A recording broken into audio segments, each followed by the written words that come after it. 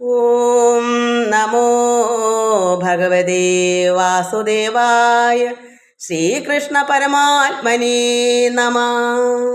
എല്ലാ ഭക്തമക്കൾക്കും എൻ്റെ വിനീതമായ പ്രണാമം. മക്കളെ, നമുക്കിന്ന് ക്രിസ്മസ് ആശംസകൾ. എല്ലാവരും ഇന്ന് അതിൻ്റെ ഒരു ആഘോഷം, ഭക്തിപരമായിരിക്കുന്ന ആഘോഷം.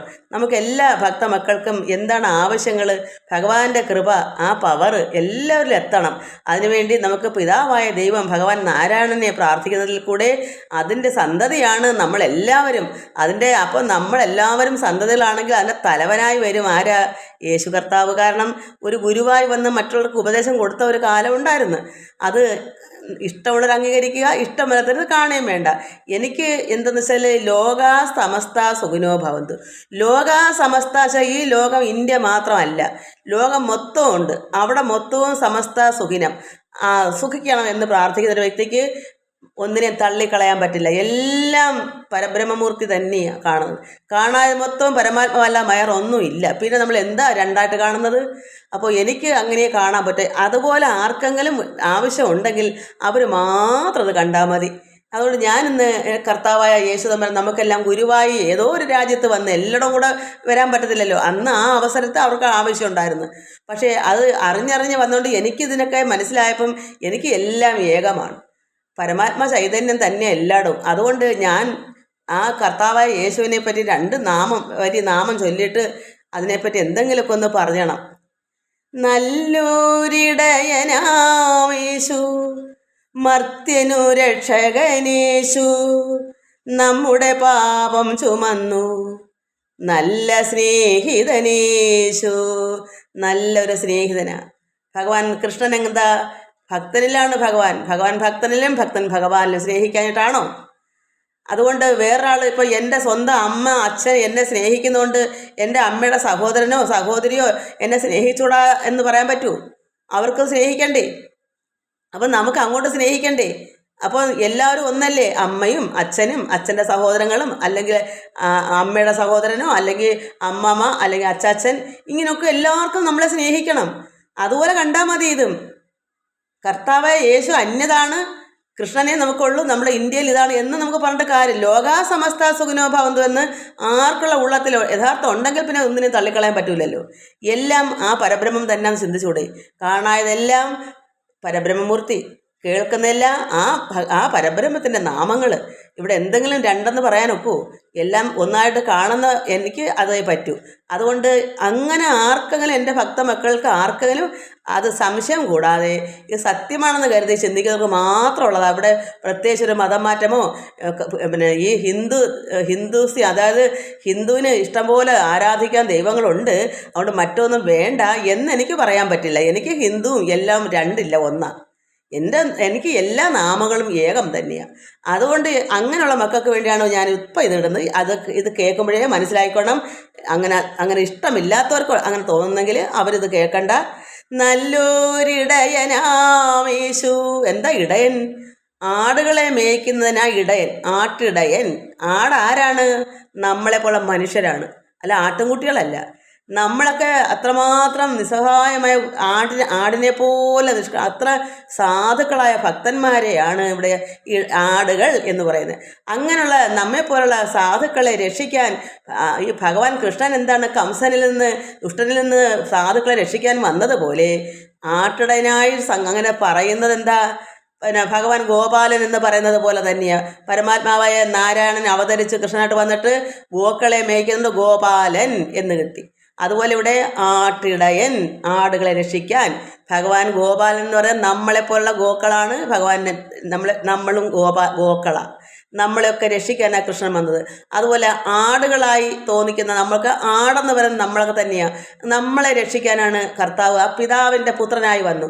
അപ്പോൾ പിതാവ് പരമാത്മാവായ 100% പരമാത്മാവ് തന്നെയാണ് കൃഷ്ണൻ എന്ന് നമ്മൾ പറയുന്നു. അപ്പോൾ ആ പരമാത്മാവ് കൃഷ്ണനാണെങ്കിൽ ഈ പുത്രനെ നമ്മൾ എന്തിനു വേർതിരിക്കണം? അത് പരമാത്മാവായ പിതാവിൻ്റെ പുത്രനല്ലേ. അപ്പോൾ അത് ഒന്നായി നമുക്ക് കണ്ടുകൂടെ? വേണ്ടുന്നവർ കണ്ടാൽ മതി, വേണ്ടാത്തവർ രണ്ടായിട്ടിരുന്നോളൂ. അതുകൊണ്ട് നല്ലൊരിടയനാമേശു, മർത്യനു രക്ഷകനേശു. മനുഷ്യർക്ക് നമ്മുടെ പാപം ചുമന്നു നല്ല സ്നേഹിതനേശു. രാജാധിരാജനായി വന്നു. രാജാധിരാജനായി വന്നു വെച്ചാൽ ലോകത്തിൻ്റെ രാജാവായി വന്നു ആ സമയത്ത്. അപ്പോൾ അങ്ങനെ വന്നപ്പോൾ കംസനെ പോലെ ഹെരോദാവും അവിടെ ദുഷ്ടനായിട്ടുണ്ട്. അപ്പോൾ ലോകത്തിൻ്റെ രാജാവാണെങ്കിൽ ഹെരോദാവിന് കംസനെ പോലുള്ള ദുഷ്ടത്തിനുള്ളതുകൊണ്ട് അയാൾക്ക് അങ്ങനെ രാജാവോ, ഞാനല്ലാതെ വേറെ ഏത് രാജാവ് അവിടെ ഉള്ളത് ചിന്ത. അതായത് അത്ര ദുഷ്ടനായതുകൊണ്ട് യഥാർത്ഥ ഗൂഢമായ രഹസ്യമാണ് ഈ രാജാധിരാജൻ, ലോകരാജാവ്. അത് ഈശ്വരനാണെന്നും ഈശ്വരൻ്റെ പുത്രനാണെന്നും ചിന്തിക്കാനുള്ള കഴിവില്ലാത്തതുകൊണ്ട് അങ്ങനെ രാജാവാണെങ്കിൽ അവനെ നശിപ്പിക്കണം. അതാണ് ഹെരോദാവ് കംസനെ പോലെ.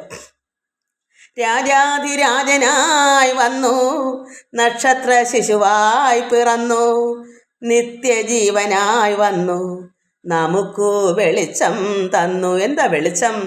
നമുക്ക് അവിടെ ഉള്ളവർക്ക് ആ രാജ്യത്ത് വെളിച്ചമില്ലായിരുന്നു, അന്ധതയായിരുന്നു. അതുകൊണ്ട് അവിടെ വന്നു. അതുകൊണ്ട് അവർക്കൊക്കെ കുറേ നല്ല മനുഷ്യർക്ക് വെളിച്ചം പകർന്നു കൊടുത്തു. എന്താ വെളിച്ചം? അറിവ് പകർന്നു കൊടുത്തു. നല്ല നല്ല അറിവുകൾ കൊടുത്തു. അറിവ് ഉള്ളി വന്നെങ്കിലേ നമ്മൾ അന്ധത മാറും. ആ രാജ്യത്ത് അത്രത്തോളം അന്ധകാരമായതുകൊണ്ട് അവിടെ വന്നു. അതുകൊണ്ടാണ് ഇതിങ്ങനെ എല്ലാവർക്കും ഒന്ന് രണ്ടെന്ന് ആ നാട്ടിലല്ലേ വന്ന് നമുക്കെന്താ എന്ന് ചിന്തിക്കാൻ പാടില്ല. അപ്പോൾ കംസൻ ഇങ്ങനെ വന്നതുകൊണ്ട് ഇന്ത്യക്കകത്ത് കൃഷ്ണൻ അവതരിച്ചതുകൊണ്ട് മറ്റുള്ളവർക്ക് വേണമെങ്കിൽ സ്വീകരിക്കണം, വേണ്ടെങ്കിൽ സ്വീകരിക്കണ്ട, എനിക്കെല്ലാം തുല്യമായതുകൊണ്ട് ഞാൻ സ്വീകരിക്കുന്നു. എനിക്ക് ഇഷ്ടമാണ്, കർത്താവിനെ ഇഷ്ടമാണ്, പിതാവായ കൃഷ്ണനെ ഇഷ്ടമാണ്. അതുപോലെ തന്നെ ഒരു കാലത്ത് ഗുരുദേവൻ എന്താ ഒരു പ്രവാചകനെ പോലെ ഗുരുദേവൻ എന്താ വന്നത്? അന്നേരത്ത് ഇവിടെ അത്രത്തോളം ദുഃഖങ്ങളുണ്ടായിരുന്നു ജനങ്ങൾക്ക്. അതിനെ മാറ്റിപ്പിടിക്കാൻ വേണ്ടി കുറേ അറിവ് തരാൻ വേണ്ടി വന്നു. ഇങ്ങനെ ഓരോരുത്തരും നമ്മൾ അംഗീകരിക്കാമെങ്കിൽ നമുക്ക് കൊള്ളാം, വേണ്ടേ അതും നല്ലത്. എനിക്ക് പക്ഷേ വേണം. എന്നെപ്പോലെ ഏതെങ്കിലും ഒന്നോ രണ്ടോ മക്കളിലുണ്ടെങ്കിൽ അവർ മനസ്സിലാക്കാൻ വേണ്ടി ഞാൻ പറഞ്ഞെന്നുള്ളതേ ഉള്ളൂ. അത് ഇന്ന് ക്രിസ്തുമസ് ആയതുകൊണ്ടും കൂടെയാണ്. രാജാധിരാജനായി വന്നു, നക്ഷത്ര ശിശുവായി പിറന്നു. നമ്മൾ നക്ഷത്രം എന്തിനാണ് ഇന്ന് തൂക്കുന്നത്? നക്ഷത്രം പോലെ തിളങ്ങുന്ന കർത്താവാണ്. നിത്യജീവനായി വന്നെന്ന് എനിക്ക് പറയാൻ പറ്റും. 100% അല്ല, അതിലപ്പുറത്തേക്ക് എനിക്ക് പറയാം. ഞാൻ പ്രത്യക്ഷമായി കർത്താവിനെ കണ്ടു. നിത്യജീവനായി വന്നെന്ന ലോകപിതാവായ പരമേശ്വരനെ ഞാൻ കണ്ടു. അരൂപിയാണെന്ന് പറയുന്നു, പക്ഷെ ഞാൻ കണ്ടു. നമുക്കു വെളിച്ചം തന്നു.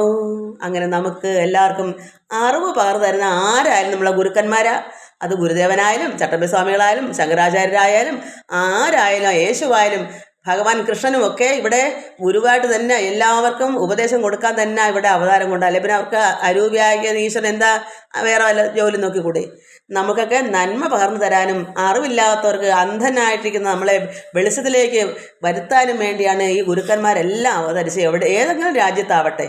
അതുകൊണ്ട് ഇന്ന് നമ്മളൊക്കെ ഇങ്ങനെ അറിയുന്നത്തോളം കാലം ഇങ്ങനെ ഒരു കർത്താവ് ഉണ്ടായിരുന്നു.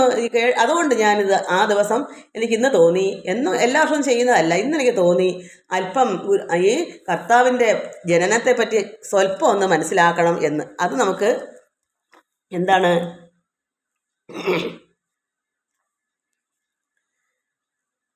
യേശുക്രിസ്തുവിൻ്റെ ജനനം ഇപ്പോൾ പറയുന്ന വണ്ണമാണ്. എങ്ങനെയാണെന്ന് വെച്ചാൽ അവൻ്റെ അമ്മയായ മറിയ യോസേഫിന് വിവാഹം നിശ്ചയിക്കപ്പെട്ട ശേഷം, അപ്പോൾ വിവാഹം നിശ്ചയിച്ചു, മറിയെ വിവാഹം കഴിക്കാനായിട്ട് നിശ്ചയമൊക്കെ യോസേഫിന്. അപ്പോൾ വിവാഹം നിശ്ചയിക്കപ്പെട്ട ശേഷം അവർ കൂടി വരും മുമ്പേ, അവർ ഒന്നായിട്ട് തീരുന്നതിന് മുമ്പേ, വിവാഹം കഴിച്ചില്ല, നിശ്ചയിച്ചതേ ഉള്ളൂ. ഒരു വീട്ടിൽ താമസമൊന്നും ആയില്ല. അങ്ങനെ കൂടി വരുമ്പോൾ ഒന്നാകുന്നതിന് മുമ്പേ എന്ത് വന്നു? പരിശുദ്ധാത്മാവിനാൽ ഗർഭിണിയായി എന്ന് കണ്ടു. അപ്പോൾ യോസഫ് വിവാഹം നിശ്ചയിച്ചതേ ഉള്ളൂ, കെട്ടിയില്ല, ഒന്നിച്ച് ജീവിച്ചില്ല. അപ്പോഴെന്ത് പറയുന്നു? ഈ മറിയ ഗർഭിണിയാണെന്നറിയുന്നു. ഒന്നാവുന്നതിന് മുമ്പേ ഗർഭിണിയായി എന്ന് കണ്ടു. അവളുടെ ഭർത്താവായ യോസേഫ് നീതിമാനാകൊണ്ടും അവൾക്ക് ലോക അപവാദം വരുത്തുവാൻ അവന് മനസ്സില്ലായ കൊണ്ടും, അപ്പം വിവാഹം കഴിക്കുന്നതിന് മുൻപേ ഗർഭിണിയായി എന്നുള്ള അപവാദം കേൾക്കാൻ കഴിയാത്തതുകൊണ്ട് എന്ത് വന്നു? അവളെ ഗൂഢമായി ഉപേക്ഷിപ്പാൻ ഭാവിച്ചു. നിശ്ചയമൊക്കെ കഴിച്ച ശരി തന്നെ, എനിക്കിത് പാടില്ല എന്ന് കരുതി രഹസ്യമായിട്ട് ഇതിനെ ഒഴിവാക്കാനായിട്ട് യോസേഫ് തീരുമാനിച്ചു. വിവാഹത്തിന് മുമ്പേ ഗർഭിണി എന്ന് അറിഞ്ഞപ്പോൾ പിന്നെ പുരുഷന്മാർ കെട്ടു. അതുകൊണ്ട് അങ്ങനെ ഭാവിച്ചു. അപ്പോഴെന്ത് വന്നു? ഇങ്ങനെ നനച്ചിരിക്കുമ്പോൾ, ഇങ്ങനെ ചിന്തിച്ചു കൊണ്ടിരിക്കുമ്പോൾ കർത്താവിൻ്റെ ദൂതൻ അവന് സ്വപ്നത്തിൽ പ്രത്യക്ഷനായി. കർത്താവിനും ആരാ കർത്താവ്? പിതാവായ ദൈവത്തെ കർത്താവെന്ന് പറയും.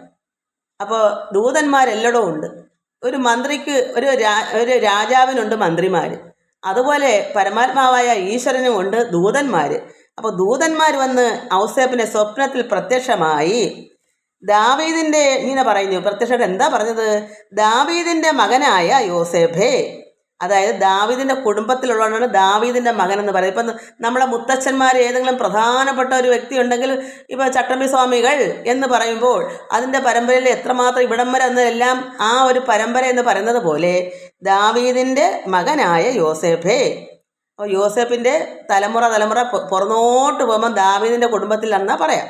അങ്ങനെയുള്ള യോസേഫേ, അതായത് ഈ കർത്താവിൻ്റെ അച്ഛനോട് പറയുന്നു. ഏതച്ഛനാ?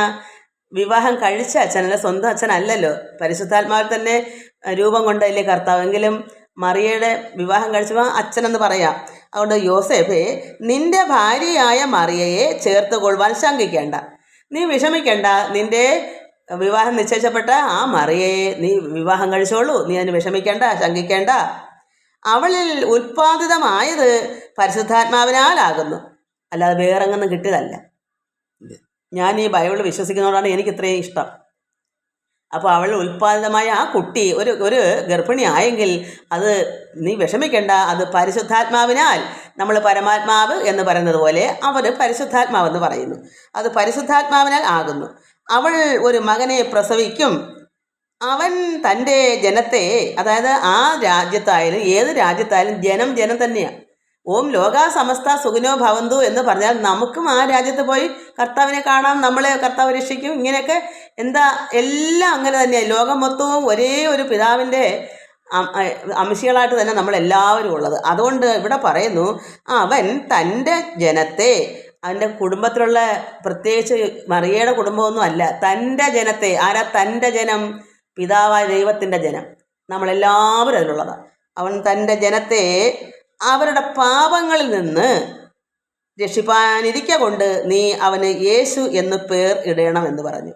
അപ്പോൾ നമ്മളെല്ലാവരും ഭഗവാന്റെ സന്തതികളാണ്, ജനങ്ങളാണ്. അതുകൊണ്ട് നമുക്കിപ്പോൾ അതിൻ്റെ ആവശ്യമില്ലാത്ത എന്താണെന്ന് വെച്ചാൽ, നമുക്ക് ഭഗവാൻ നാരായണനൊക്കെ ഇവിടെ അവതരിച്ച് വന്ന് ഗുരുക്കന്മാർ ഏറെയുണ്ട്, ഒരുപാട് അവതാരങ്ങളുണ്ട്, കൊണ്ട് നമുക്ക് ദാരിദ്ര്യമില്ല. പക്ഷെ ആ രാജ്യത്ത് അന്ന് അങ്ങനൊന്നും ഇല്ല. എപ്പോഴെങ്കിലും അവിടെ അന്ധത മാറാൻ ഇങ്ങനെ കർത്താവ് വന്നതുകൊണ്ടാണ്. അതുകൊണ്ട് നമുക്ക് അന്യനാവത്തില്ലല്ലോ. നമുക്ക് ഇപ്പം നമ്മുടെ വീട്ടിൽ ഒരു ഫങ്ഷൻ നടക്കുന്നു, ഒരു വിവാഹം, അവിടെ നമ്മളെല്ലാവരും വിളിച്ചവരൊക്കെ നമ്മുടെ നാട്ടുകാരും ഒക്കെ അവിടെ കൂടി. ഒരു അന്യ സ്ഥലത്ത് നിന്ന് വഴിപോക്കരായിട്ടെങ്കിലും ഒരാൾ വന്ന് നമ്മുടെ വീട്ടിൽ സഹകരിച്ച് ഈ കല്യാണത്തിന് ഒരു മംഗളകാര്യത്തിന് പങ്കുകൊണ്ടാൽ നമ്മൾ തള്ളി നീ അങ്ങ് മാറിപ്പോ, നീ അന്യ നാട്ടിലുള്ളവനാ, ഇവിടെ വരാൻ കാരണം അതാ നമ്മൾ ചോദിക്കുമോ? നമ്മുടെ സംസ്കാരം അതാണോ? അവരെ ഇരുത്തി ഇലയിട്ട് ഭക്ഷണം കൊടുക്കത്തില്ലേ?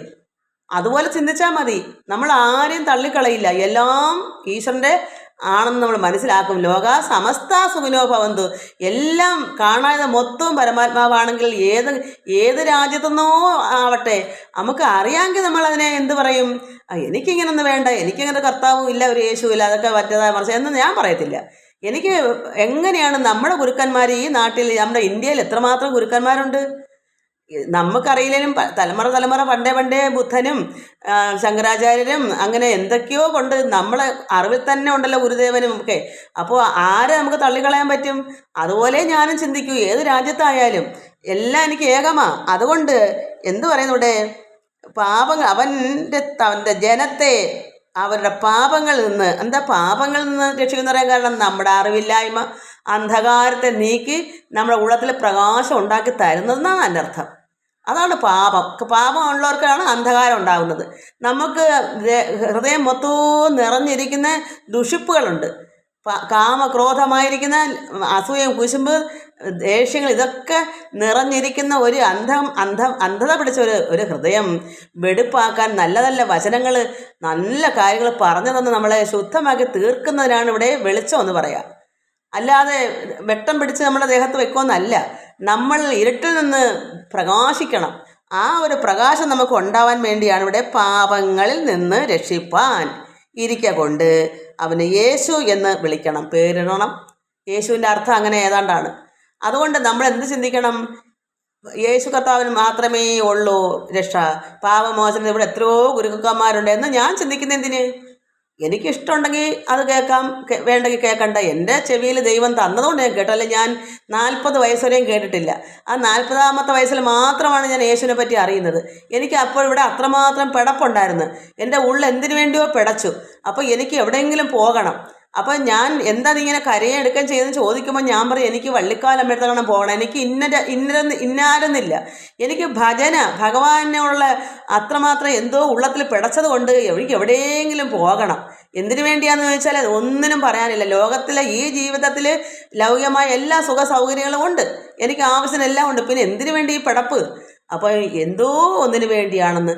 അങ്ങനെ ആയപ്പം അതിന് പകരമാണ് ഒരു ഹിന്ദു സന്യാസിയുടെ കണക്കൊരച്ഛൻ വന്നിരിക്കുന്നു എന്ന് എൻ്റെ ഭർത്താവ് അറിഞ്ഞ് അദ്ദേഹം പറഞ്ഞു, നീ എന്നാൽ ഇങ്ങനൊരു കാര്യം വന്ന് എല്ലാ ഹിന്ദുക്കളും എല്ലാ മതക്കാരും ഒന്നിച്ചു കൂടുന്നൊരു ഒരു പ്രത്യേക ആരാധനയാണ്, നീ എന്നാൽ അവിടെ പോ. ഞാൻ പറഞ്ഞു, ഞാൻ പൊക്കോളാം. ആ പിറ്റേ ആഴ്ച തന്നെ ഒരു ചിങ്ങമാസം 1-ാം തീയതി ചൊവ്വാഴ്ച തന്നെ ഞാൻ പോയി. അന്ന് തന്നെ എനിക്ക് പ്രത്യക്ഷമായി അത്രയ്ക്ക് ആർത്തി പിടിച്ചുകൊണ്ടാണ് എനിക്ക് അത്ര കിട്ടിയത്. അപ്പോൾ അങ്ങനെ എനിക്കിതിനെ തള്ളാൻ പറ്റൂ? ഞാൻ ആർത്തി പിടിച്ചപ്പോൾ എനിക്ക് ആർത്തിയെ തൃപ്തിപ്പെടുത്തി തന്നതല്ലേ. അത് ആരെന്നെ വിട്ടത്? ഭഗവാൻ നാരായണൻ, കൃഷ്ണൻ. ഞാനവിടെ ഭയങ്കര ഭജനയിലും ഭയങ്കരമായിട്ട് ധ്യാനിച്ച് 9:30 മണി വരെ ധ്യാനിച്ചിരിക്കാൻ ഞാൻ വേറെ ഒന്നും എനിക്ക് ആഗ്രഹമില്ല. ഈ പിടപ്പ് മാത്രമേ എനിക്കറിയൂ. അപ്പോൾ എന്നെ വിട്ടത് പരമാത്മാവല്ലേ. 2 ഭഗവാൻ അവിടേക്ക് വിടുമായിരുന്നു. നീ വള്ളിക്കാലം എടുത്തണം പോയാൽ മതി എന്ന് പറയില്ലേ? അല്ലെങ്കിൽ അതിന് പകരം വേറെ ഹിന്ദു ആരാധന കൊണ്ട് വെച്ച് തരത്തില്ലേ? എന്തുകൊണ്ടാണ് അങ്ങനെ വന്നത്? എനിക്കുള്ള പിടപ്പ് മാറ്റാൻ എനിക്ക് വേണ്ടി വന്നു. എനിക്കത് പറയാൻ നല്ല ധൈര്യമുണ്ട്. എന്നെ വിട്ടത് പരമാത്മാവായ നാരായണൻ കൃഷ്ണൻ തന്നെയാണ്. അതുകൊണ്ട് എനിക്ക് ഇതൊക്കെ മനസ്സിലാവാൻ അറിഞ്ഞു. എല്ലാം ലോകം മൊത്തവും ഏകമാണെന്നും സർവ്വതും പരമാത്മാവാൻ നിറഞ്ഞ എല്ലാവരും പരമാത്മാവിൻ്റെ സന്തതികളാണെന്നും അത് എല്ലാ ഗുരുക്കന്മാരും ഇവിടെ നീതിവന്മാരെ അല്ല, പാപികളെ എത്രയും നന്നാക്കാൻ വന്നത്. എന്താ പാപി? നമ്മുടെ ഹൃദയം അത്രമാത്രം ശുദ്ധികേടുണ്ട്. ആ കേട്, ആ അസൂയ, കുശുമ്പ്, ഇങ്ങനെയുള്ള അഴുക്ക് പിടിച്ച ഹൃദയത്തിന്, അതിനെ അന്ധകാരം, അതിനെ നീക്കാൻ വേണ്ടിയാണ് ഗുരുക്കന്മാർ ഭൂമിയിൽ വരുന്നത്. അല്ലെങ്കിൽ നമ്മൾ എങ്ങനെ അറിയും? നമ്മൾ ഈ പാഠം പഠിക്കാൻ നമ്മുടെ അച്ഛനും അമ്മയ്ക്കും പോലും അറിയില്ലെങ്കിൽ എൻ്റെ അച്ഛനും അമ്മയ്ക്കും അറിയാമെന്ന് കരുതി എല്ലാ അച്ഛനമ്മമാർക്കും അറിയുന്നുണ്ടോ? അതുകൊണ്ട് ഇവിടെ ആരെങ്കിലുമൊക്കെ പറഞ്ഞുതരാൻ വരണ്ടേ? അതുകൊണ്ട് ഞാനങ്ങനെ പോയി. അപ്പം അതുപോലെ ഇത് പറയുന്നു, എല്ലാവരുടെയും പാപങ്ങളെ കഴുകി കളയാൻ വന്നു. കന്യക ഗർഭിണിയായി ഒരു മകനെ പ്രസവിക്കും, അവന് ദൈവം നമ്മോടുകൂടെ എന്ന അർത്ഥമുള്ള ഇമ്മാനുവേൽ എന്ന് പേർ വിളിക്കും. ദൈവം നമ്മോടുകൂടെ. ഇപ്പം ദൈവം എന്നോടുകൂടെ ഉണ്ട് മക്കളെ. എന്നിൽ നിന്ന് പ്രവർത്തിച്ച് പറഞ്ഞ ആ ദൈവമാണ്. ദൈവം നമ്മോടുകൂടെ, അത് ഭക്തൻ്റെ കൂടെയും. പരമാത്മാവായ കൃഷ്ണൻ പറഞ്ഞു, ഭക്തൻ എന്നിലും ഞാൻ ഭക്തനിലും. എന്താ കാര്യം? ഈശ്വരൻ അവതരിക്കുന്ന അതിനാ. ഒരു ഭക്തനെ ചേർത്ത് പിടിക്കാനാ. സ്വന്തം മക്കളായി മാറുമ്പോൾ ഒരു ദൈവ പൈതലിനെ ചേർത്ത് പിടിക്കാനാ. അന്ധകാരങ്ങൾ കഴുകി കളഞ്ഞ് ഹൃദയശുദ്ധി ഉണ്ടാകുമ്പോൾ നമ്മളൊരു ദൈവ പൈതലായി മാറും. അപ്പോൾ ദൈവത്തിൻ്റെ സന്തതികളെ, ഭക്തന്മാരെ ചേർത്ത് പിടിക്കും. അതുകൊണ്ട് എന്ത് പറയുന്നു? ദൈവം നമ്മോടുകൂടെ, ഈശ്വരൻ നമ്മോടുകൂടെ എന്ന അർത്ഥമുള്ള ഇമ്മാനുവേൽ എന്ന് പേർ വിളിക്കുക. അപ്പോൾ ഇമ്മാനുവേൽ, യേശു ആരെ കൂടെ ഉണ്ടെങ്കിലും അത് ദൈവം പിതാവാണ്. പിതാവ് തന്നെയാണ് പുത്രനായി വന്നേക്കുന്നത്. അപ്പോൾ മനസ്സിലാക്കണം, നമ്മളെല്ലാവരും അതിൻ്റെ അംശങ്ങളാണ്. എല്ലാ മക്കളും, ഇവിടെയുള്ള എല്ലാ ജീവജാലങ്ങളും പിതാവിൽ നിന്ന് വന്നേക്കുന്നത്. നമ്മളും പിതാവിൻ്റെ അംശം തന്നെയാണ്. പക്ഷെ നമുക്കൊന്നും വെളിവില്ല, അറിവില്ല, നമുക്ക് പ്രകാശമില്ല. നമുക്ക് പ്രകാശം ഉണ്ടാക്കി തരാനാണ് നല്ല 100-ന് 100 മേനി വിളയുന്നത് പോലെ അവതാരങ്ങൾ ഇവിടെ അവതരിക്കുന്നത്. ഈ അഴുക്ക് മാറ്റാൻ, നമ്മുടെ ഹൃദയം വെടുപ്പാക്കാൻ, അറിവ് പകർന്നു തരാൻ. അതുകൊണ്ട് ദൈവം നമ്മോടുകൂടെ. അപ്പോൾ എൻ്റെ കൂടെയുണ്ട്, എല്ലാ മക്കളുടെ കൂടെയുണ്ട്, എല്ലാ ജീവജാലങ്ങളുടെ കൂടെ ഉണ്ട്. എന്നാൽ ഇത്തിരി കൂടുതലായിട്ടുണ്ട്. പരമാത്മാവായ കൃഷ്ണൻ ഈ പിതാവാണെങ്കിൽ ഈ യേശുവിൻ്റെ കൂടെ ഉള്ളത്തിലുണ്ട്. അപ്പം മനസ്സിലാക്കണം, എന്നെ കൃഷ്ണൻ വിട്ടത് സ്വന്തം പൈതലാണ് യേശു. കൃഷ്ണൻ പിതാവാണ് എങ്കിൽ പരമാത്മാവായ ലോകപിതാവായ പരമേശ്വരനാണ് കൃഷ്ണനായിട്ട് വന്നെങ്കിൽ ആ കൃഷ്ണൻ്റെ സന്തതിയാണ് ഈ പൈതലായി വന്ന് ഇമ്മാനുവേൽ. ഈ കൃഷ്ണൻ ആ യേശുവിൻ്റെ കൂടെ തന്നെ ഉണ്ട്. അതാണ് ഇമ്മാനുവേൽ എന്ന് പേരിടണം. അപ്പം നമ്മുടെ നാട്ടിൽ കൃഷ്ണനുണ്ടെങ്കിൽ ഈ ലോകപിതാവ് അവരുടെ നാട്ടിലും ഉണ്ട്. ലോകം മൊത്തം നിറഞ്ഞിരിക്കുകയാണ്. അപ്പോൾ ഇമ്മാനുവേൽ എന്ന് പേരിടുന്നത് എന്താ? ദൈവം നമ്മോടുകൂടെ, കൃഷ്ണൻ നമ്മോടുകൂടെ, യേശു നമ്മോടുകൂടെ. അങ്ങനെയുള്ള മഹാത്മാക്കളൊക്കെ നമ്മോടുകൂടെ ഉണ്ടെന്ന് ചിന്തിക്കുമ്പോൾ ആ പരമാത്മാവിൻ്റെ എല്ലാം അറിവാണ് ഈശ്വരൻ. നമ്മൾ അറിയും. കൂടെ നിന്നാലേ നമ്മൾ അറിയൂ. നമ്മളെ അത്രമാത്രം ചേർത്ത് പിടിച്ച് എല്ലാം നമുക്ക് ബോധ്യപ്പെടുത്തി തരും. നമ്മുടെ ഉള്ളത്തിലെ അഴുക്കൊക്കെ മാറ്റും, എല്ലാം ഏകമാണെന്ന് മനസ്സിലാക്കും. അപ്പോൾ അതിനുശേഷം ഇമ്മാനുവേൽ എന്ന് പേർ വിളിക്കും. ദൈവം നമ്മോട് കൂടെ എന്നാണ് അതിനർത്ഥം. ഇമ്മാനുവേൽ എന്ന് പറഞ്ഞാൽ എന്ന് കർത്താവ്. അപ്പം ഈ കർത്താവ് എന്ന് പറയുമ്പോൾ യേശു എന്നല്ല, എന്ന് കർത്താവ് പ്രവാചകൻ മുഖാന്തരം അരുളി ചെയ്ത്. അപ്പോൾ കർത്താവ് എന്ന് പറഞ്ഞാൽ ലോകപിതാവിനെ ഇവിടെ കർത്താവ് എന്ന് പറയാം. യേശു എന്ന് സങ്കല്പിക്കരുത്. പിതാവാൻ ദൈവം കർമ്മം ചെയ്തെന്ന ആളാ, സൃഷ്ടാവാ. അപ്പോൾ അവിടെ ആര് ജോലി ചെയ്തെന്ന് അത് കർത്താവാ. അപ്പോൾ ഏതോ ഒരു പ്രവാചകൻ മുഖാന്തരം ഇത് അരുളപ്പാടുണ്ടായി. ഇമ്മാനുവേൽ ജനിക്കാൻ പോകുന്നു, ദൈവം നമ്മോടുകൂടെ എന്നർത്ഥമുള്ള പേരുണ്ടാവുന്ന ഇമ്മാനുവേൽ. അത് നേരത്തെ കർത്താവ്, അത് യേശു അവതരിക്കുന്ന മുമ്പേ തന്നെ അരുളപ്പാടുണ്ടായി. ഇങ്ങനെ യേശു ജനിക്കാൻ പോകുന്നു, അവതരിക്കാൻ പോകുന്നു. അത് ആര്? ഈ ലോകപിതാവായ കർത്താവ്, സൃഷ്ടാവായ കർത്താവ് മുന്നേ തന്നെ ഇത് വെളിവാക്കി കൊടുത്തു വേറെ പ്രവാചകൻ മുഖാന്തരം. യോസേഫ് ഉണർന്ന് കർത്താവിൻ്റെ ദൂതൻ കൽപ്പിച്ചതുപോലെ ചെയ്തു. നീ ശങ്കിക്കണ്ട, പരിശുദ്ധാത്മാവിനാൽ ഉണ്ടായ കുട്ടിയാണ്, ഗർഭിണിയാണ്, നീ വിവാഹം കഴിച്ചോണം എന്ന് പ്രത്യക്ഷമായി യോസേഫിന് ദർശനം കിട്ടി. അതുകൊണ്ട് എന്തുവന്ന് ഗൂഢമായി, അതായത് രഹസ്യമായി ഈ നിശ്ചയം ചെയ്തെങ്കിലും വിവാഹം കഴിക്കാൻ വയ്യ എന്ന് കരുതി മാറി നിന്നെങ്കിലും സ്വപ്നത്തിൽ ദർശനം കണ്ടതുകൊണ്ട് കൽപ്പിച്ചതുപോലെ ചെയ്തു. ഭാര്യയെ ചേർത്തുകൊണ്ട് അങ്ങനെ വിവാഹം കഴിക്കാനായിട്ട് ചേർത്തുകൊണ്ട് ഒഴിഞ്ഞു പോകുന്നില്ല. എന്നാലും എന്ത് ചെയ്തു? മകനെ പ്രസവിക്കും വരെ അവൻ അവളെ പരിഗ്രഹിച്ചില്ല, അടുത്തു പോയില്ല. എന്തായാലും കല്യാണം കഴിച്ചില്ല എങ്കിലും കഴിച്ചോളും. എങ്കിലും ആ ഗർഭിണിയായ കുട്ടി ഭൂമിയിലേക്ക് അവതരിച്ചോട്ടെ, അതുവരെ ഒത്തു നിന്നില്ല, ഒന്നിച്ച് ജീവിച്ചില്ല. ചേർത്ത് കൊണ്ടുവച്ചാൽ സ്വീകരിക്കുന്നു, പക്ഷെ എങ്കിലും അവരോടൊപ്പം തന്നെ കഴിഞ്ഞുകൂടിയില്ല. കാരണം അവർ പരിശുദ്ധാത്മാവ് ഗർഭിണിയായ സ്ത്രീയല്ലേ. ആ ഇമ്മാനുവേൽ അവതരിച്ചോട്ടെ ഭൂമിയിൽ, അതിനുശേഷം മതി ഭാര്യയായിട്ട് സ്വീകരിക്കുന്നത്. എന്നിട്ടോ മകന് അവൻ യേശു എന്ന് പേർ വിളിക്കുകയും ചെയ്ത് പ്രസവിച്ചപ്പോൾ. ഹെരോദ രാജാവിൻ്റെ കാലത്ത് നമ്മൾ കംസൻ എങ്ങനെയാ, കൃഷ്ണൻ അവതാരം എടുത്തപ്പോൾ അത്രയും ദുഷ്ടനായ കംസൻ എങ്ങനെ, അത് തന്നെയാണ് ഈ ഹെരോദാവ്, അന്നത്തെ രാജാവ്. ഹെരോദ രാജാവ് അതിൻ്റെ കാലത്ത് യേശു യഹൂദയിലെ ബെത്ലഹേമിൽ ജനിച്ച ശേഷം, അപ്പോൾ ബെത്ലഹേമിലാണ് യേശു ജനിച്ചത്. അപ്പോഴെന്ത് വന്നു? കിഴക്ക് നിന്ന് വിദ്വാൻമാർ യെരുശലേമിലെത്തി. അപ്പോൾ യെരുശലേമിലെ ബെത്ലഹേമിലാണ് കർത്താവ് ജനിച്ചിരിക്കുന്നത്, അത് യേശു. അപ്പോൾ അവിടെ വിദ്വാൻമാർ യെരുശലേമിൽ എത്തി. എന്താ വിദ്വാൻമാർ? അന്ന് നല്ല നല്ല ജ്ഞാനികളുണ്ട്, അറിവുള്ളവരുണ്ട്, സന്യാസിമാരെ പോലുള്ള വിദ്വാൻമാരുണ്ട്, അവർക്ക് ദർശനങ്ങളുണ്ട്. ഇങ്ങനെ ഇമ്മാനുവേൽ ജനിക്കാൻ പോകുന്നു, ഇതൊക്കെ മുന്നേ അറിയാനുള്ള ത്രാണിയുള്ള നല്ല മഹാത്മാക്കൾ നമ്മളെ ഇന്ത്യയിലും ഉണ്ട്, പല പല സ്ഥലത്തും ഉണ്ട്. നമുക്ക് മഹർഷിവര്യന്മാർക്ക് നേരത്തെ ഇതൊക്കെ അറിയാം. അതുപോലെ എത്തി. യഹൂദന്മാരുടെ രാജാവായി പിറന്നവൻ എവിടെ ചോദിക്കുന്നു. അപ്പോൾ അവർ നേരത്തെ കൂട്ടി കാണുന്നു, ഇങ്ങനെ ജനിക്കുന്നു, ഇന്നതുപോലെ ഇന്ന സമയത്ത് ജനിക്കും, ഇത് മനസ്സിലാക്കിക്കൊണ്ട് വിദ്വാൻമാർ യെരുശലേമിൽ തന്നെ എത്തിയിട്ട് യഹൂദന്മാരുടെ രാജാവ്, ഹെരോദ രാജാവ് അല്ല, അവിടെ യഹൂദന്മാരുടെ രാജാവ് എന്ന് വെച്ചാൽ ലോകരാജാവ്. ഈ ഹെരോദാവ് എന്ന് വെച്ചാൽ കംസനെ പോലുള്ള ആ രാജ്യത്തിൻ്റെ രാജാവേ ആവത്തുള്ളൂ. എന്നാൽ ഇവിടെ യേശു കർത്താവ് ലോകനാഥനാണ്, ലോകത്തിൻ്റെ രാജാവാണ്. അതുകൊണ്ട് യഹൂദന്മാരുടെ രാജാവായി പിറന്നവൻ എവിടെ എന്നൊരു ചോദ്യം. ഞങ്ങൾ അവൻ്റെ നക്ഷത്രം കിഴക്ക് കണ്ടു, അവനെ നമസ്കരിപ്പാൻ വന്നിരിക്കുന്നു എന്ന് പറഞ്ഞു. അപ്പോൾ ഇതൊക്കെ നേരത്തെ പ്രവാചകന്മാരിങ്ങനെ അവിടെയൊക്കെ ഉണ്ട്, അവരൊക്കെ പറയുന്നു ഇങ്ങനെ യഹൂദന്മാരുടെ രാജാവ് പിറന്നിരിക്കുന്നു, അവൻ എവിടെ ജനിച്ചു എന്ന് ഇങ്ങനെ ചോദിച്ചപ്പോൾ കിഴക്ക് നക്ഷത്രം കണ്ടു, ആ കിഴക്ക് നക്ഷത്രം കണ്ട് അവനെ നമസ്കരിപ്പാൻ ഞങ്ങൾ വന്നിരിക്കുന്നു എന്ന് പറഞ്ഞു. ഹെരോദ രാജാവ് അത് കേട്ടിട്ട് അവനും യെരുശലേം ഒക്കെയും ഭ്രമിച്ചു. യെരുശലേമുള്ള എല്ലാവരും ഭ്രമിച്ചു, അങ്ങനെ ഒരു രാജാവ് വന്നിരിക്കുന്നു. ഏത് രാജാവ്? ഇവിടെ ഹെരോദാവ് രാജാവല്ലേ രാജാവായിട്ടുള്ളൂ, ഇങ്ങനൊരു രാജാവ് അങ്ങനെ വരേണ്ട കാര്യം എന്താ എന്നൊക്കെ ഭ്രമിച്ചു ജനങ്ങൾ. അറിവില്ലാത്ത ജനങ്ങൾ. എന്നാൽ മഹർഷിമാരെ പോലുള്ള ജ്ഞാനികൾ വിദ്വാൻമാർക്ക് അറിയാം. ലോകനാഥൻ മകനായി, അത് പുത്രനായി ജനിക്കുന്ന നല്ല മഹാത്മാർക്ക് അറിയാം. ഇവിടെ ഈ ഹെരോദാവായ ദുഷ്ടനോ അവനെപ്പോലുള്ളവർക്കോ ഒന്നും അറിവില്ല. അതുകൊണ്ട് സാധാരണ ജനങ്ങളൊക്കെ ഭ്രമിച്ചു. ഇങ്ങനെ എന്താ പറയുക, അങ്ങനെ ഭ്രമിച്ചിട്ട് ജനത്തിൻ്റെ മഹാപുരോഹിതന്മാരെയും ശാസ്ത്രിമാരെയും എല്ലാം കൂട്ടിവരുത്തി ക്രിസ്തു എവിടെയാകുന്നു ജനിക്കുന്നത് എന്ന് അവരോട് ചോദിച്ചു.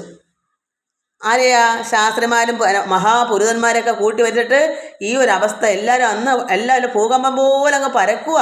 അപ്പോഴത്തേക്ക് എല്ലാവരും ക്രിസ്തു എവിടെയാകുന്നു ജനിക്കുന്നതെന്ന് അവരോട് ചോദിച്ചു. അവർ അവനോട് പറഞ്ഞു, യഹൂദയിലെ ബെത്ലഹേമിൽ തന്നെ. അപ്പോൾ ജനിക്കുന്നത് യെരുശലേമിലെ ബെത്ലഹേമിൽ തന്നെയാണെന്ന് ഉത്തരം പറഞ്ഞു. യഹൂദ്യ ദേശത്തിലെ ബെത്ലഹേമേ, അത് അത്രമാത്രം ശക്തിപ്പെട്ടാണ് യഹൂദ്യ ദേശത്തിലെ ബെത്ലഹേമേ. കാരണം ഒരു പ്രവാചകൻ, ഒരു പുത്രൻ, ദൈവപുത്രൻ ജനിക്കാൻ പോയ അവിടെ എന്തൊരു ആനന്ദമാ! ഒന്ന് ആലോചിച്ച് നോക്ക്. നമുക്ക് ഭഗവാൻ കൃഷ്ണൻ അവതാരം കൊണ്ട് ഇങ്ങനെയൊക്കെ നേരത്തെ കൂട്ടി അറിയാം, ഇങ്ങനെ 8ാമത്തെ പുത്രൻ അവതരിക്കുന്നു ആ സമയത്ത് പക്ഷെ അന്ന് രഹസ്യമായിട്ട് വെച്ചോണ്ട് ഒന്നും ആഘോഷിക്കാൻ പറ്റിയില്ല. ഇതും അതുപോലെയാണ്. ഇനിയിപ്പം വരും, ഇതുപോലെ ഒളിപ്പിക്കും. കൃഷ്ണനെ പ്രസവിക്കുന്നതിന് മുമ്പേ അറിഞ്ഞു 8ാമത്തെ പുത്രൻ കംസനെ വധിക്കാൻ വരുന്നത് കൊണ്ട് കംസൻ അറിഞ്ഞാൽ തന്നെ അപ്പോഴേ കുഞ്ഞിനെ വധിക്കും. അതുകൊണ്ട് കൃഷ്ണനെ ഒളിപ്പിച്ച് രാഖി രാമായണം നന്ദഗോപരുടെ അടുക്കലേക്ക് കൊണ്ട് വെച്ചതൊക്കെ അതുകൊണ്ടാണ്. അപ്പം മനസ്സിലാക്കണം, ഒരാഘോഷത്തിനും വയ്യ, തന്തയും തള്ളയും കെട്ടുമുട്ടി ചങ്ങലക്കിട്ടേക്കുക കംസൻ. അതുപോലെ തന്നെ ഇവിടെയും വരാൻ പോകുന്നു. എന്താ പറഞ്ഞത്? യഹൂദ്യ ദേശത്തിലെ ബെത്ലഹേമേ, നീ യഹൂദ്യ പ്രഭുക്കന്മാരിൽ ഒട്ടും ചെറുതല്ല. അത്രയ്ക്ക് സന്തോഷമായി അവിടെ ഒരു ദൈവപുത്രൻ അവതരിച്ച അവർക്കുള്ള സന്തോഷം എന്താ? സ്വന്തം രാജ്യത്ത് നമുക്ക് കൃഷ്ണൻ ഇവിടെ എന്താ എത്രമാത്രം നമുക്ക് സന്തോഷിക്കാം. അഷ്ടമിരോഹിണിയൊക്കെ വരുമ്പോൾ ചിങ്ങമാസത്തിൽ നമുക്ക് ആഘോഷിക്കുന്നില്ലേ ഭഗവാൻ അവതരിച്ച ദിവസം? അതുപോലെ അവർക്ക് അത്രമാത്രം നല്ല സന്തോഷം. യഹൂദ്യ ദേശത്തിലെ ബെത്ലഹേമേ, നീ യഹൂദ്യ പ്രഭുക്കന്മാരിൽ ഒട്ടും ചെറുതല്ല, നീ വലിയവൻ. നമ്മുടെ ഈ രാജ്യം വലുതാണ്. എൻ്റെ ജനമായ ഇസ്രായേലിനെ മേയ്പ്പാനുള്ള തലവൻ നിന്നിൽ നിന്ന് പുറപ്പെട്ടു വരും. അപ്പോൾ ആ അന്ധത പിടിച്ചിരിക്കുന്ന ആ രാജ്യത്തിലെ ജനങ്ങൾക്ക് വെളിച്ചം പകരുവാൻ, അന്ധത മാറ്റാൻ, അതിനെന്തു വരുന്നത്? എൻ്റെ ജനമായ ഇസ്രായേലിനെ മേയ്പ്പാനുള്ള തലവൻ. അപ്പോൾ തലവൻ വെച്ചാൽ എൻ്റെ പ്രധാനപ്പെട്ട ഈ ഇന്ത്യ ഭരിക്കുന്ന രാജാവാരാ? മോദി. അതുപോലെ ഇത് ഭരിക്കുകയല്ല, സർവ്വജനങ്ങളെയും നേരായ വഴിയിലേക്ക് തെളിയിക്കാനുള്ള ഒരു വെളിച്ചം. അത്രമാത്രം അങ്ങനെ തലവൻ പുറപ്പെട്ടു വരും എന്നിങ്ങനെ പ്രവാചകൻ മുഖാന്തരം എഴുതിയിരിക്കുന്നു. അപ്പോൾ ഇത് നേരത്തെ ഇങ്ങനെ വരും എന്ന് പ്രവാചകന്മാർ അവിടെ പ്രവചിച്ചു കഴിഞ്ഞു. എന്നിട്ടോ എന്നാറേ അങ്ങനെ ആയിട്ട് ഹെരോദാവ് വിദ്വാൻമാരെ രഹസ്യമായി വിളിച്ചു. ഈ കംസനെ പോലുള്ള രാജാവ് രഹസ്യമായി വിളിക്കുന്നതാണ്. ഇങ്ങനെ തലവൻ, ലോക രാജാവ് അങ്ങനെ ജനിക്കുന്നെങ്കിൽ അവതരിക്കുന്നെങ്കിൽ ഈ രാജാവിന് എന്തായിരിക്കും അവസ്ഥ എന്ന് ആ അറിവില്ലാത്ത അന്ധനായ ഹെരോദാവ് നിശ്ചയിച്ചിട്ട് എന്ത് ചെയ്തു? ഹെരോദാവ് വിദ്വാൻമാരെ രഹസ്യമായി വിളിച്ചു. നക്ഷത്രം വെളിവായ സമയം അവരോട് സൂക്ഷ്മമായി ചോദിച്ചു അറിഞ്ഞു. ഇത് ശരിയാണോ? ഇങ്ങനെ നക്ഷത്രം തെളിഞ്ഞത് ശരിയാണോ? ഒരു കുട്ടി ഇങ്ങനെ ബെത്ലഹേമിൽ ജനിച്ചെന്ന് പറഞ്ഞ സത്യമാണോ? ഒക്കെ രഹസ്യമായി ആരും അറിയാതെ ചില വിദ്വാൻമാരോടൊക്കെ ചോദിച്ച് അവരോട് സൂക്ഷ്മമായി ചോദിച്ചു. അവരെ ബെത്ലഹേമിലേക്ക് അയച്ചു, രഹസ്യമായി അയച്ചു. നിങ്ങളിത് അറിഞ്ഞുകൊണ്ട് വരണമെന്ന് പറഞ്ഞ്. ഇങ്ങനെ കുട്ടി ജനിച്ചിട്ടുണ്ടെങ്കിൽ ഹെരോദാവിന് അത്രമാത്രം ദുഷ്ടനല്ലേ, എന്നാലും കൊന്നുകളാണെന്നൊക്കെ ചിന്തിക്കാം. രാജാവ് ഇവിടെ വേണ്ട, ഇയാൾക്കുള്ള രാജസ്ഥാനമൊക്കെ മാറിപ്പോയാലോ, ദുഷ്ടനല്ലേ, കംസനെ പോലെ അറിവില്ലായ്മയല്ലേ. അതുകൊണ്ട് ഇവൻ ധരിച്ചു, നിങ്ങൾ രഹസ്യമായി പോയി കണ്ടുപിടിക്കണം, എവിടെയാണ് നക്ഷത്രം അവതരിച്ചേക്കുന്നത്, ഈ കുട്ടി എവിടെയാണ്. അങ്ങനെ സൂക്ഷ്മമായി ചോദിച്ചറിയണം. അവരെ ബെത്ലഹേമിലേക്ക് തന്നെ അയച്ചു. നിങ്ങൾ ചെന്ന ശിശുവിനെക്കുറിച്ച് സൂക്ഷ്മമായി അന്വേഷിപ്പിൻ, കണ്ടെത്തിയാൽ ഞാനും ചെന്നവനെ നമസ്കരിക്കേണ്ടതിന് വന്ന് എന്നെ അറിയിപ്പിൻ എന്ന് പറഞ്ഞു. അപ്പോൾ എനിക്കും ചെന്ന കുട്ടിയെ നമസ്കരിക്കണം എന്ന് ഹെരോദാവ് കള്ളത്തരം പറയുന്നതാണ്. അതുകൊണ്ട് നിങ്ങൾ പോയി കണ്ടിട്ട് വാ, എനിക്ക് പറഞ്ഞു തരൂ അവരെവിടെയാ ഈ കുട്ടി ജനിച്ചത് എന്ന് എനിക്ക് വന്ന് സൂക്ഷ്മമായി പറഞ്ഞു തരൂ, പോയിട്ട് വാ എന്ന് പറഞ്ഞു. അങ്ങനെ രാജാവ് പറഞ്ഞത് കേട്ട് അവർ പുറപ്പെട്ടു. ഈ തിരക്കാനായിട്ട് എവിടാന്നറിയാൻ വേണ്ടി അറിയിച്ചവർ പോയി. അവർ കിഴക്ക് കണ്ട നക്ഷത്രം ശിശു ഇരിക്കുന്ന സ്ഥലത്തിന് മീതേ വന്ന് നിൽക്കുമ്പോൾ അവർക്ക് മുമ്പായി പോയിക്കൊണ്ടിരുന്നു. നേരെ വിട്ട് കിഴക്കോട്ട് പോയി നക്ഷത്രം നേരെ മുകളിൽ നിൽക്കുന്ന ഭാഗം വരുന്നവരെ അവർ നടന്നിട്ട് നക്ഷത്രം കണ്ടതുകൊണ്ട് അവർ അത്യന്തം സന്തോഷിച്ചു. അതുകൊണ്ടാണ് നമ്മൾ ക്രിസ്മസിന് നക്ഷത്രം വെക്കുന്നത്, ഈ നക്ഷത്രത്തെ കത്തിച്ചിടുന്നത്. അപ്പം അവർ നടന്ന് അവിടെ ആ അറ്റം വരെ എത്തിയപ്പം സന്തോഷമായി. ആ തലയ്ക്ക് മുകളിലേക്ക് തന്നെ ഈ നക്ഷത്രം വന്ന് നിൽക്കുന്നു. ആ വീട്ടിൽ ചെന്നു. അവിടെ ചെന്ന് ആ ഭാഗത്തുള്ളൊരു വീട് കണ്ടു. ആ വീട്ടിൽ ചെന്നു. ശിശുവിനെ അമ്മയായ മറിയയോടുകൂടെ കണ്ടു. ഈ കുഞ്ഞു കുട്ടി ഇന്നിപ്പം ഈ ഡിസംബർ 25-ാം തീയതി നമ്മളിന്ന് ക്രിസ്മസ് കൊണ്ടുവരുന്ന ഇതേ ദിവസം അവിടെ രാത്രി ജനിച്ച സമയത്ത് തന്നെ ചെന്ന് കണ്ടുപിടിച്ചു. അവനെ വീണ് നമസ്കരിച്ചു. ഇവർ നല്ലവരാണ് പോയവർ. ഈ ഗൂഢമായ രഹസ്യമായി അറിഞ്ഞുകൊണ്ട് വാ എന്ന് പറഞ്ഞ് ദുഷ്ടനായ ഹെരോദാവാണ് ദുഷ്ടൻ. അതുകൊണ്ട് ഇവർ പെട്ടെന്ന് തന്നെ ആ കുഞ്ഞിനെ വീണ് നമസ്കരിച്ചു. പിന്നെന്ത്, നിക്ഷേപ പാത്രങ്ങളെ തുറന്ന് അവന് പൊന്നും കുന്തിരുക്കും മൂരും കാഴ്ചവെച്ചു. ഇതാണ് നമ്മൾ അമ്പലത്തിലൊക്കെ പോകുമ്പോൾ എന്തെങ്കിലും കാഴ്ച കൊണ്ടുപോകണം. എണ്ണയോ തിരിയോ എന്താന്ന് വെച്ചാൽ പുഷ്പമോ ഇതൊക്കെ നമ്മൾ കാഴ്ച വെക്കണം. അതെല്ലായിടും ഉണ്ട്. അതുകൊണ്ട് ഈ പോയവർ ഈ കുഞ്ഞിനെ വീണ് നമസ്കരിച്ചിട്ട് അവരെന്താ കൊണ്ടുപോയത്? അവർ നിക്ഷേപ പാത്രങ്ങൾ എന്തൊക്കെയോ ഇങ്ങനൊരു ഈ ലോകനാഥനല്ലേ, ലോകത്തിൻ്റെ പിതാവല്ലേ, എല്ലാവരെയും രക്ഷിക്കാൻ തലവനല്ലേ. അതുകൊണ്ട് നല്ല ജ്ഞാനികളായ അവരെന്ത് ചെയ്തു? ഇത് കാഴ്ച വയ്ക്കാൻ എന്തൊക്കെയോ കൊണ്ടുപോയി. കുന്തുരുക്കവും മൂരും എങ്ങനെ നിക്ഷേപ പാത്രങ്ങളൊക്കെ കൊണ്ട് കാഴ്ചവെച്ചു.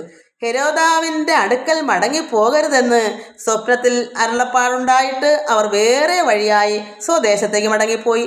കാരണം കുട്ടിയെ കണ്ടുപിടിച്ചിട്ടൊന്ന് പറയണം, എനിക്കും പോയി നമസ്കരിക്കണമെന്ന് ഹെരോദാവ് പറഞ്ഞ കള്ളത്തരം അപകടമാണെന്ന് ആർക്കറിയാം? പരമാത്മാവായ ഈശ്വരനറിയാം.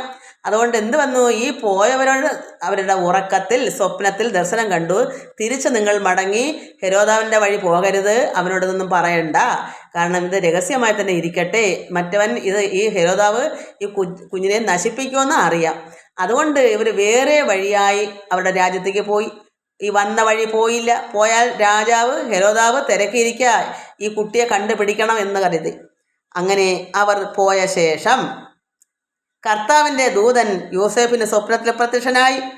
എന്താ നമ്മുടെ കൃഷ്ണൻ്റെ അതേ കാര്യം, അതേപോലെ തന്നെ പ്രത്യക്ഷമായിട്ട് ഈ പിതാവായ ഔസേപ്പ്, അതായത് മറിയയുടെ ഭർത്താവ്, ഭഗവാന്റെ അത് യേശുവിൻ്റെ അപ്പനല്ല, അത് ലോകപിതാവാണ്.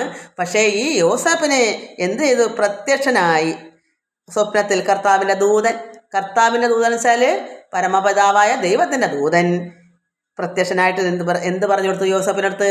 നീ എഴുന്നേറ്റ് ശിശുവിനെയും അമ്മയെയും കൂട്ടിക്കൊണ്ട് മിസ്രൈമിലേക്ക് ഓടിപ്പോവുക.